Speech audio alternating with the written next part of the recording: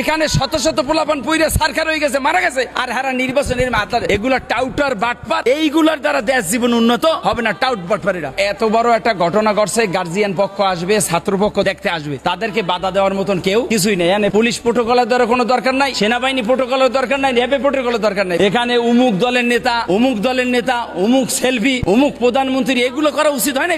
কালকে বিভিন্ন দলের নেতৃকর্মী আইসা আরো বিশৃঙ্খলা বেশি ঘটাইছে, এই চিকিৎসার প্রতি আরো সমস্যা হয়েছে। আমি বাংলাদেশ মেডিকেলে ভিতরে দেখছেন বড় বড় এমপি মন্ত্রী, ডোনাররা গেছে, ছবি হেরা গেছে সেলফি তুলতে। আরে বেটা, দোয়া কর, প্রার্থনা কর কিভাবে ছেলেগুলো তাড়াতাড়ি সুস্থ হইবে, আর যারা মারা গেছে তাদেরকে জানি আল্লাহ জান্নাতবাসী করছে, এইসব কথাবার্তা হবে। অনেকে দেখছি হাত লড়াইতে বুঝি খাই নির্বাচন করতেছে। এখানে শত শত পোলাপান পুইরে সরকার হয়ে গেছে, মারা গেছে, আর হারা নির্বাচনের মাথায় এগুলা টাউটার বাটপার, এইগুলার দ্বারা দেশ জীবন উন্নত হবে না। টাউট বাটপারেরা আইন উপদেষ্টা যিনি আছে, উনি মাঝে মাঝে একটু গাঁজা ঘুরে কথা কয়, ওনার কথার সাথে কাজের কোনো মিল নেই, কোনো মিল নেই।